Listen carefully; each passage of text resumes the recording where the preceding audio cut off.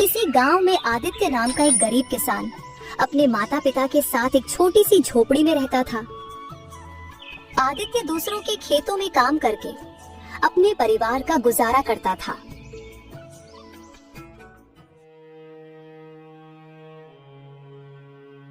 बेटा, इतनी सुबह क्यों निकल रहा है?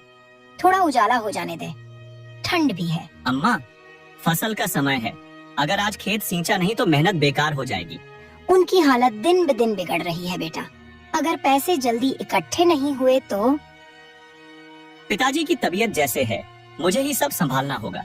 जब हमारी फसल लहलहाएगी तभी पिताजी की दवा और घर का खर्च आराम से चल पाएगा। बस यही सोचकर ताकत आ जाती है। लो बेटा, दोपहर में खा लेना। खाली पेट खेत में काम मत करना, तेरा शरीर ही हमारी ताकत है। अम्मा, तुम खुद कब खाती हो? कई बार देखता हूँ तुम मेरा हिस्सा बचाने के लिए अपना खाना छोड़ देती हो। माँ का पेट बेटे को खाता देख ही भर जाता है। तू बस अपना ख्याल रख और हिम्मत मत हारना। हाँ अम्मा, इस बार फसल अच्छी हुई तो देखना, हमारे घर में भी खुशियाँ लौट आएंगी। ठीक है माँ, अब मैं काम पर चलता हूँ। आप अपना और पिताजी का ख्याल रखिएगा। खाने की पोटली अपने हाथों में लेकर आदित्य अपने घर से खेतों की ओर निकल जाता है।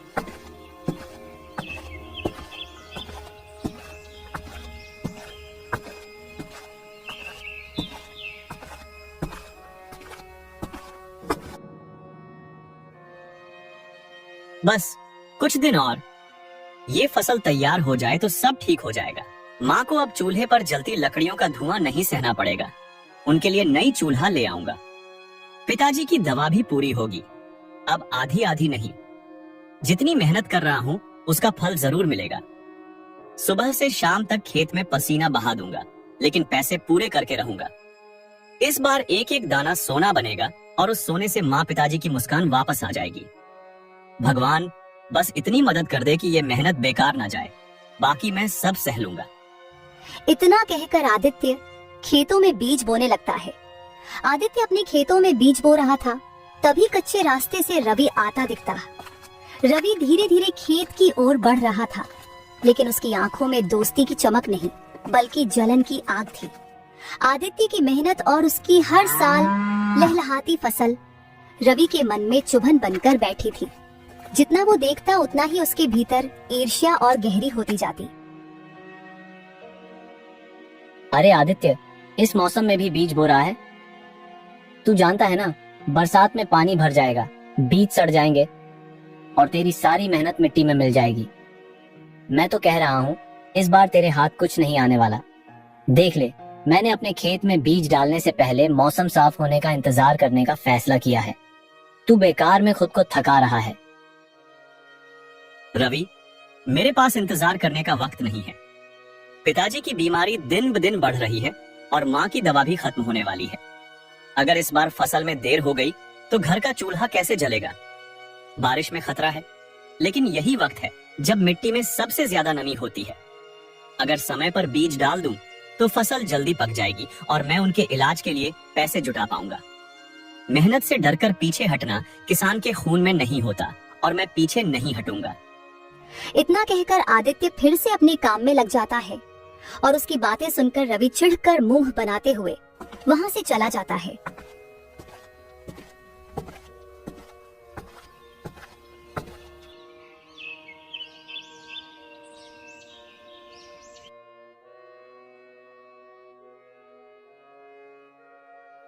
आज तो मैं बहुत कम कर लिया, अब बहुत भूख लग रही है।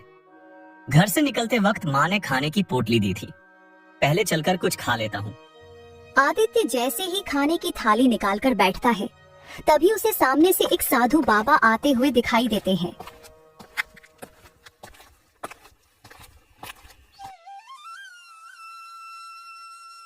बेटा, कई दिनों से पेट भरकर अन्न का स्वाद नहीं चखा।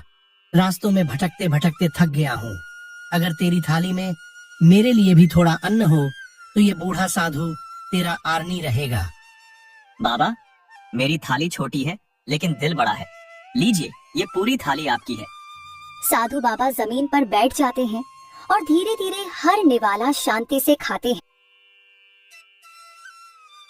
थाली का एक एक टुकड़ा खत्म होता है और उनके चेहरे पर संतोष की मुस्कान आ जाती है। खाना खत्म करने के बाद वे थाली एक तरफ रखते हैं, आंखें बंद करके आदित्य की ओर देखते हैं।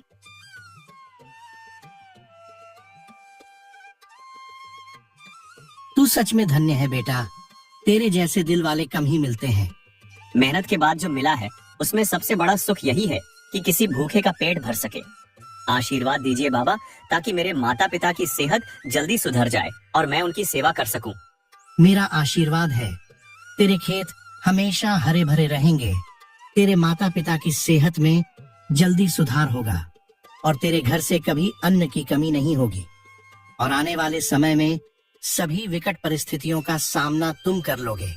साथ में तुम बहुत ज्यादा धनवान भी हो जाओगे। आदित्य को आशीर्वाद देकर साधु बाबा वहां से चले जाते हैं। उसके बाद आदित्य भी अपने घर चला जाता है। घर जाकर आदित्य पूरी बात अपनी माँ को बताता है। माँ, आज खेत में बड़ा अजीब दिन बीता। बीज बोते बोते पसीने से भीग गया था, तभी एक साधु बाबा वहां आ गए। उनके चेहरे पर इतनी थकान और भूख थी कि मैं उन्हें मना ही नहीं कर पाया। मैंने अपनी पूरी थाली उन्हें दे दी। उन्होंने मुझे आशीर्वाद दिया कि हमारे बुरे दिन जल्द खत्म होंगे। माँ, उस वक्त लगा जैसे मैंने सही किया, लेकिन अब सच कहूँ तो बहुत भूख लगी है। सुबह से एक दाना भी मुंह में नहीं गया। क्या घर में कुछ खाने को है? बेटा, तेरा दिल सोने का है। तूने जो किया भगवान देख रहे हैं और यकीन मान, एक दिन उसी की वजह से हमारे घर में खुशियाँ लौटेंगी। लेकिन सच तो ये है कि घर में अन्न का एक दाना भी नहीं बचा। मैं चाहकर भी तेरे लिए कुछ नहीं बना पाई। सुबह से ही सोच रही थी कैसे बताऊं, पर अब तू पूछ ही रहा है तो कह रही हूँ, आज हमें भूखे ही सोना होगा। माँ, मुझे तेरी तकलीफ समझ में आती है, लेकिन अगर किसी भूखे का पेट भरने से हमें भूखा रहना पड़े तो भी मैं इसे घाटे का सौदा नहीं मान। बाबा का आशीर्वाद शायद अभी रोटी में नहीं बदला, लेकिन मुझे भरोसा है माँ, ये वक्त भी गुजर जाएगा और एक दिन हमारे खेत भी सोने की तरह लहलहाएंगे। आदित्य की माँ उसे घर में खाना न होने के बारे में बताती है, जिसे सुनकर वह परेशान हो जाता है और भूखा ही सो जाता है। दिन ऐसे ही बीत रहे थे। आदित्य दूसरों के खेतों में काम करता और अपने माता पिता का गुजारा कर रहा था। साथ ही वह अपने खेतों में भी मेहनत करता था।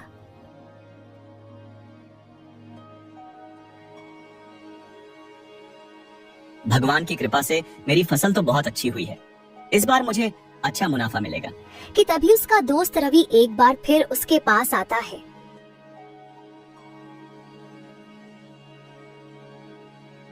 वाह आदित्य, इस बार तो तेरे खेत में कमाल की फसल हुई है। सच कहूँ तो गांव में किसी के खेत में इतनी बढ़िया पैदावार नहीं हुई। तू तो अपने खेत संभालने के साथ साथ दूसरों के खेतों में भी मेहनत करता है, फिर भी ये नतीजा। मेरे खेत में तो बारिश भी ठीक हुई, बीज भी अच्छे डाले थे, फिर भी फसल आधी रह गई। तूने क्या जादू कर दिया भाई? रवि, जादू टोना कुछ नहीं है, बस खेत को अपने परिवार की तरह संभालना पड़ता है। मैं सुबह से शाम तक मेहनत करता हूँ, पानी, खाद, देखभाल सब समय पर करता हूँ। दूसरों के खेत में काम करके जो अनुभव मिला वो अपने खेत में लगाया। मेहनत कभी धोखा नहीं देती भाई, बस धैर्य रखना पड़ता है। दोनों यह सब बातें कर ही रहे थे कि तभी जोरों की बारिश शुरू हो जाती है। यह सब देखकर आदित्य घबरा जाता है। अरे यह क्या, अचानक से इतनी ज्यादा बारिश क्यों शुरू हो गई? अगर यह बारिश थोड़ी देर के लिए हुई तब तो ठीक है, लेकिन अगर लंबे समय तक हुई तब तो मेरी सारी फसल बर्बाद हो जाएगी। ऐसे अचानक से बारिश होता देख रवि खुश हो जाता है और आदित्य से कहता है, बारिश बहुत तेज हो रही है, अब मुझे घर चलना चाहिए। इतना कहकर रवि मुस्कुराते हुए वहां से चला जाता है। देखते ही देखते बारिश बहुत तेज हो जाती है और आदित्य की सारी फसल बर्बाद हो जाती है। ये सब क्या हो गया?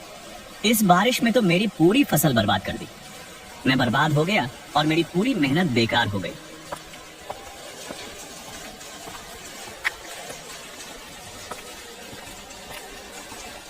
माँ, सब खत्म हो गया। बारिश ने पूरी फसल बर्बाद कर दी। मैंने इतना मेहनत की थी, अब कुछ नहीं बचा। बेटा, मैं जानती हूँ तूने दिन रात मेहनत की, पर बेटा फसल बर्बाद हुई है। तू नहीं, तू अभी भी खड़ा है, जिंदा है, और तेरे हाथ में मेहनत करने की ताकत है। लेकिन माँ, इतने कर्ज हैं, आगे कैसे होगा? मुझे समझ नहीं आ रहा, पर मैं थक गया हूँ माँ। बेटा, जिंदगी में कई बार खेत सूख जाते हैं, पर उम्मीद का पानी हमेशा साथ रखना चाहिए। थकना इंसान की फितरत है, लेकिन हार मानना हमारी परवरिश में नहीं। हम फिर से बीज बोएंगे, फिर से मेहनत करेंगे, और याद रख, आकाश में बादल हमेशा नहीं रहते, सूरज फिर से निकलता है। आप सही कह रही हो माँ, मैं फिर से कोशिश करूंगा। बस यही सुनना चाहती थी मैं। चल, पहले कुछ खा ले, फिर बैठकर अगले मौसम की तैयारी की सोचेंगे।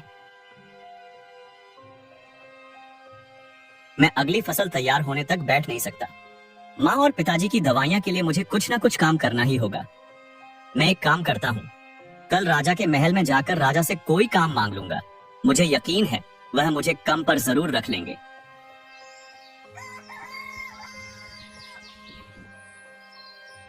अगले दिन आदित्य राजा के महल में जाता है।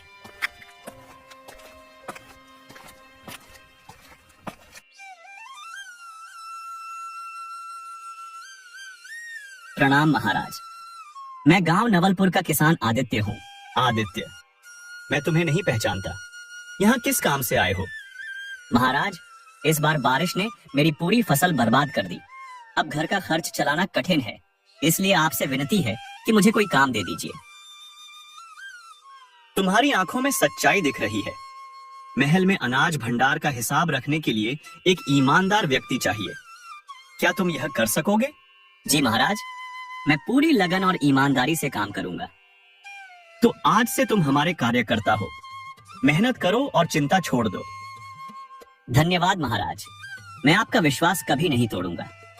आदित्य राजा के दिए हुए काम को करने के लिए तैयार हो जाता है। इस महल में रवि भी पेड़ पौधों की काट छाट करने का काम किया करता था।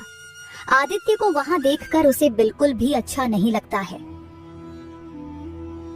अच्छा, तो अब यह आदित्य राजा के महल में भी काम करने लगा। मैं भी देखता हूँ यह यहाँ कैसे कम कर पाता है।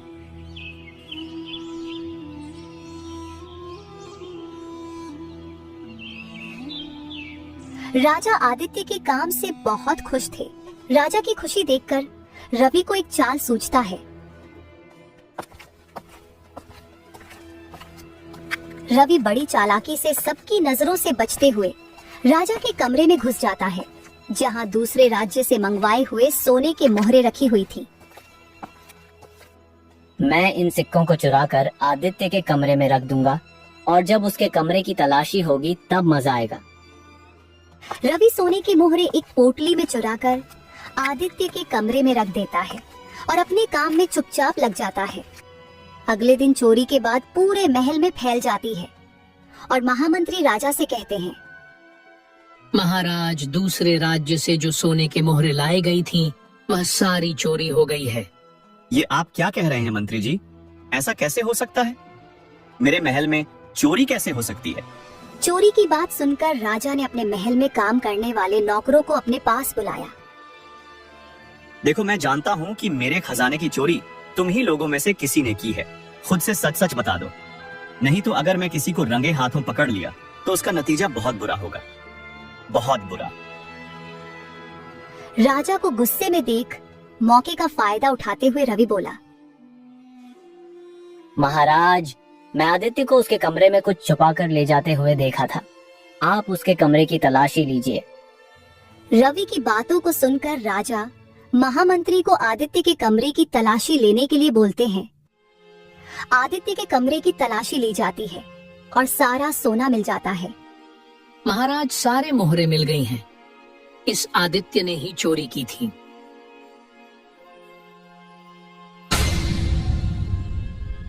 आदित्य, मैंने तुम्हारी हालत पर दया करके तुम्हें काम दिया था, लेकिन तुम्हारे कमरे से चोरी का सोना मिला है।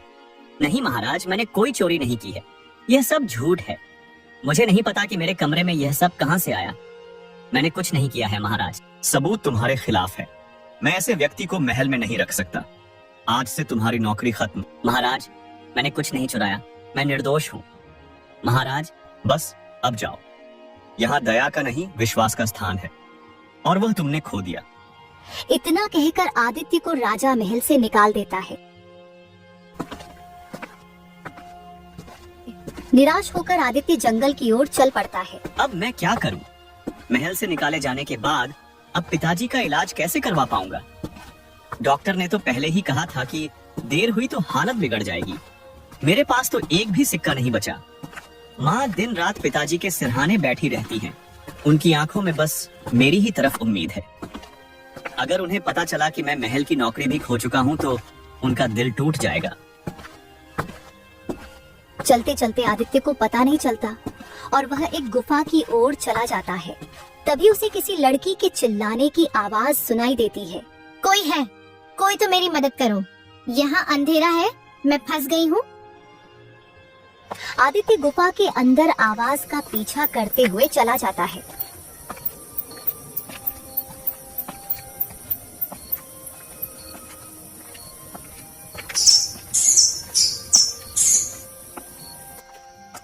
अंदर पहुंचकर देखता है कि वहां एक लड़की रस्सी से बंधी हुई है।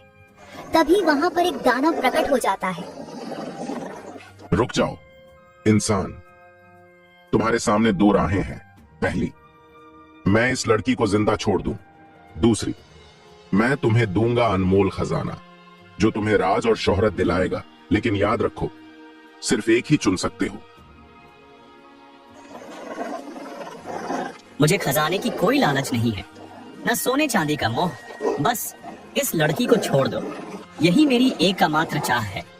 सोच लो, ये खजाना तुम्हें राजा बना सकता है, तुम्हारे गांव को सुख संपत्ति से भर सकता है, पर लड़की को बचाने के बदले तुम्हें अपनी जान देनी होगी और यह सौदा वापस नहीं होगा। तुझे खजाना नहीं चाहिए, लेकिन मुझे प्यास लगी है और मुझे खून चाहिए जो इस लड़की के खून से ही बुझेगी। मैं हमेशा किसी मासूम का खून पीता हूँ और जो भी उसे बचाने आता है उसे ढेर सारा खजाना देता हूँ। अगर मेरी जान देकर किसी की जिंदगी बच सकती है तो वही मेरे लिए सबसे बड़ा खजाना होगा। लड़की को छोड़ दो, मैं अपनी सांसें देकर भी उसकी सांसों की हिफाजत करूंगा। नहीं, तुम ऐसा मत करो। तुम्हें अपनी जान की कीमत पर मेरी जिंदगी नहीं देनी चाहिए। मैं तुम्हें इस हालत में नहीं देख सकती। तुम्हारी जिंदगी अभी शुरू हुई है, तुम्हारे सपने बाकी हैं। मेरी कहानी यहीं खत्म हो जाए तो भी कोई गम नहीं। अगर तुझे खून चाहिए तो मेरा खून पी ले और इस लड़की को छोड़ दे। बहुत अच्छे लड़के, चल अब मेरे पास आ और अपना खून मुझे दे दे। आदित्य वहीं रखा चाकू उठाता है और उससे अपना हाथ काट लेता है। आदित्य के हाथों से खून बहता देख दानव जल्दी से खून पीने लगता है। तभी कुछ हलचल होती है और दानव के अंदर से एक रोशनी निकलती है। कुछ ही देर में दाना एक आदमी के रूप में बदल जाता है। तुम्हारा बहुत बहुत धन्यवाद इंसान। आज तुम्हारी वजह से मुझे मुक्ति मिल पाए हैं। बहुत समय पहले मैं भी एक सुखी इंसान हुआ करता था। अपने धन के घमंड में आकर मैं गरीबों पर बहुत अत्याचार करता था और तभी मुझे एक दिन किसी साधु ने श्राप दिया था और कहा था, जब तक कोई स्टाफ दिल से मुझे अपना खून ना दे दे तब तक मुझे मेरा रूप नहीं मिलेगा। लेकिन आज तुम्हारे निस्वार्थ प्रेम ने मुझे सबसे मुक्त कर दिया। मैं तुम्हें जानती भी नहीं, फिर भी तुमने अपनी जान खतरे में डाल दी। क्यों? मुझे तुम्हें जानने की जरूरत नहीं थी। उस पल में तुम मुझे अपनी बहन जैसी लगी और बहन को खतरे में देखकर कोई भी भाई चुप नहीं बैठ सकता। लेकिन मैं तो तुम्हारे लिए अजनबी हूँ। अजनबी वो होता है जिसे देखकर दिल चुप रहे। तुम्हें खतरे में देखकर मेरा दिल बेचैन हो गया, जैसे अपने घर की किसी को बचाना हो। और अगर मैं ना आता तो जिंदगी भर अपने आप को माफ नहीं कर पाता। बहन मानकर बचाना मेरा फर्ज था, चाहे खून का रिश्ता हो या ना हो। अगर आज तुम नहीं आते तो शायद मेरी कहानी यहीं खत्म हो जाती। अब से तुम्हें मैं अपना भाई मानूंगी। आदित्य अपनी नई बहन सीमा को लेकर अपने घर की ओर निकल पड़ता है। उसके हाथों में ढेर सारा सोना था। आदित्य नाम अब अपनी एक बड़ी हवेली बना ले और वह गांव का सबसे अमीर व्यक्ति बन गया। अब उसे किसी भी चीज की कमी नहीं थी। उसने अपने जीवन में सब कुछ पा लिया था। इधर रवि रोज राजा के महल से कुछ ना कुछ चोरी करते रहता था और एक दिन वह रंगे हाथों पकड़ा जाता है। राजा उसे उम्र भर के लिए कैद की सजा दे देता है।